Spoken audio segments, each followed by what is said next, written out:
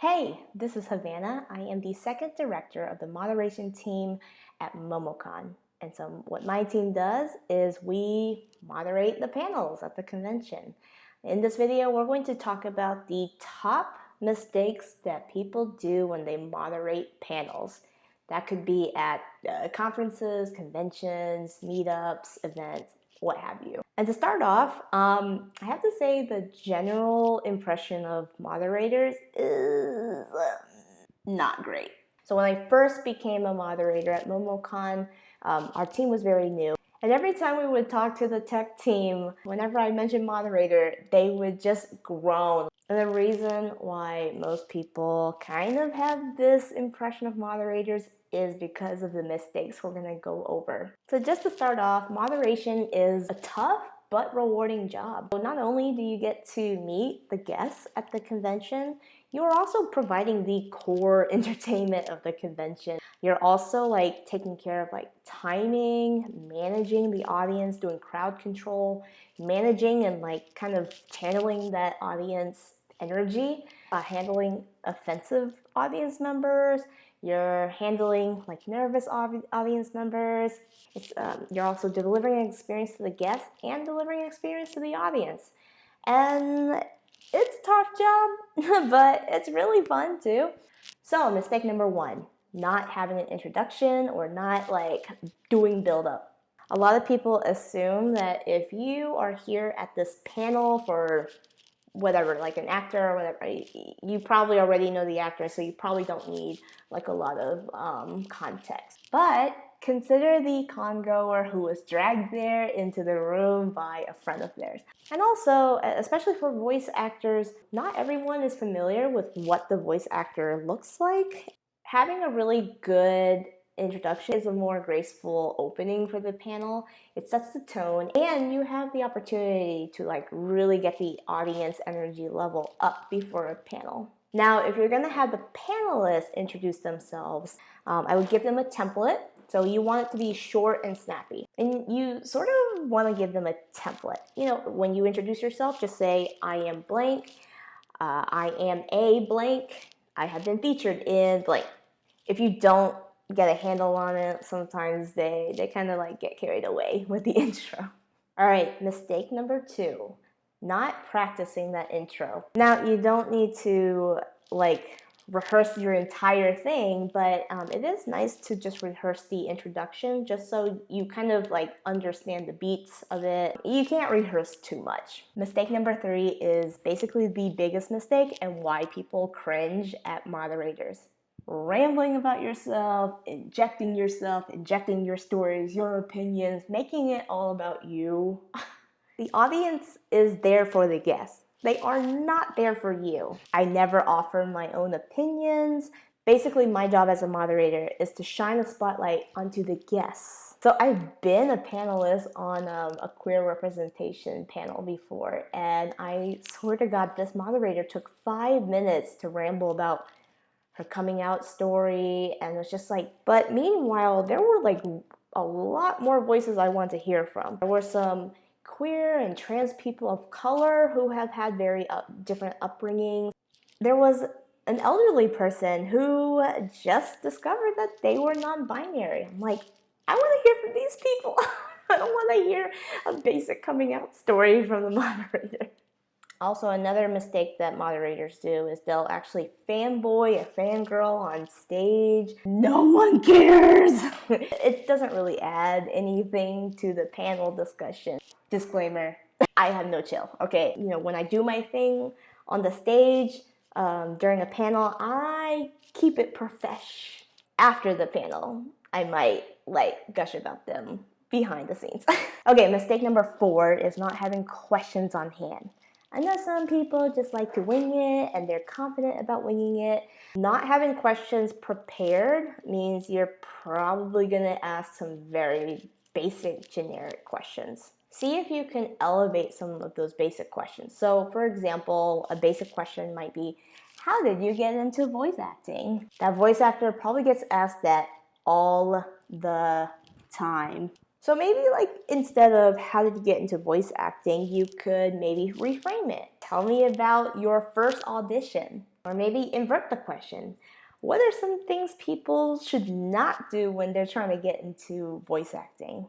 Also, when you research, you can actually craft some really interesting niche questions. When I interviewed David Hayter, the voice of Solid Snake, I saw in another interview where he mentioned that he was rewatching Avatar: The Last Airbender with his daughter, and so I took that time to kind of like mention that, and he started geeking out about Avatar: The Last Airbender. And I was able to sneak a little fun question in there. If Solid Snake was a bender, what kind of bender would he be? What do you think Snake would be? Snake. Yeah. Snake's pretty grounded. Maybe he'd be an earthbender. You know, he's close to the ground. He's solid. He's solid. You know, he's Love it. solid snake. Also, when you're crafting these questions, make sure it like fits the scope of the panel. There are some questions that are more technical, and then there are questions that are fandom driven. For example, if the panel was literally about the fundamentals of world building, you might ask about what are some research methods or frameworks that you use when fleshing out the world. Or like if the panel was on voice acting, you know, what kind of equipment do you use to set up your studio, or setting up, you know, audition tapes and things like that. Now, if it's a fan panel, like let's say it's a Steven Universe panel, or you know, a Thundercats panel, you can always sprinkle in like surface level things. What was the storyboarding process for Steven Universe like? But maybe like not go deep into the technicalities. You want to spend a little bit more time asking questions that would like benefit the fans. One that I always ask is like, aside from your character, who is your favorite character on the show and why? So, mistake number 5, not being loose. So yes, you want your research and your questions all prepared, but you want to loosen up too. Make it conversational. So just because you have questions doesn't mean you can't go off script. If your guest really lights up when you talk about a specific topic, it's okay to kind of follow this other thread. Mistake number 6 is not being mindful of the audience. You are entertaining the audience. Sometimes what I like to do is I like to get to a panel really early, and I like to introduce myself to the audience and like kind of ask them, are you excited? What are you hoping to learn more about? How did you get into this show? Like, you know, just kind of building a relationship with your audience is really nice. I also like to encourage the fan frenzy. If I'm interviewing a guest and we see like a group or a lineup of like really solid cosplayers, I might even like tap the guests or point the cosplayers out. And what's cool about that is like you're kind of like making a connection from the guests to the audience. And it just makes it a little bit more of an intimate, like fun, interactive experience for them too. What I also like to do is, you know, like during my Patrick Warburton panel, like if I was about to ask a question about Brock Sampson, I would ask, so it looks like we have some Venture Brothers fans in the crowd. Of course, you will get a big cheer like that, especially in a big auditorium. And then jump into my question.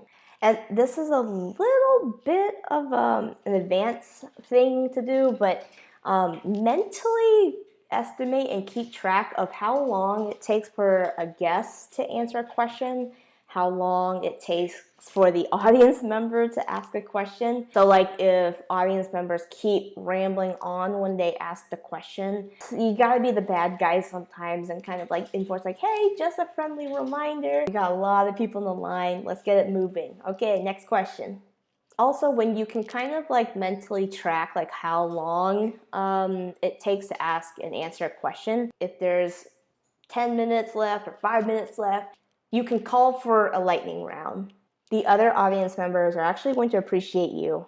I have been told this audience member doesn't care about what this other audience member is saying. Like, they also don't want to hear the rambles. Ooh, another thing you would want to do before the panel is also ask it, like if it's a voice actor, ask if they're okay doing some of the voices on stage. You can actually like come up with really fun scenarios.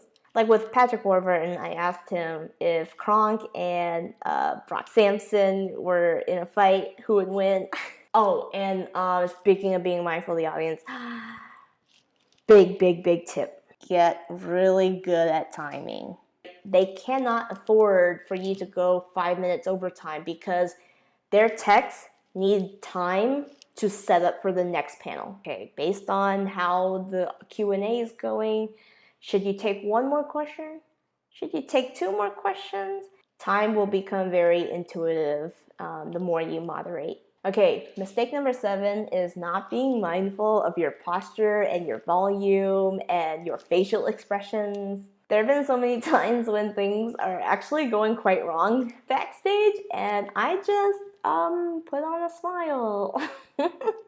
Especially when you're on a big stage, you're being live streamed and your face is on the screen. So don't slouch, be attentive and pleasant. Okay, mistake number 8 is not being really mindful when there are panelists who are like super talkative and panelists who are kind of quiet. If you see that there's a pattern where maybe one guest just doesn't chime in or doesn't really interject or doesn't really ever initiate, what you can do is you can ask your questions. My next question is, what's your favorite character you've played?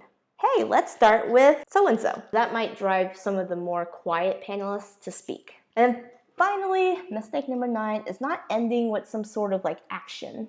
The guest is there to promote something, like they are there for business purposes. What you can do is point the audience to where they can find the guest, where they're going to be signing autographs, when. You can point them to the next panel that this guest is going to be on. You can talk about where they can get the books and merchandise, or you can simply tell the audience, hey, check out this new thing coming out this fall. So in conclusion, be prepared, don't ramble, master your timing, and keep it entertaining.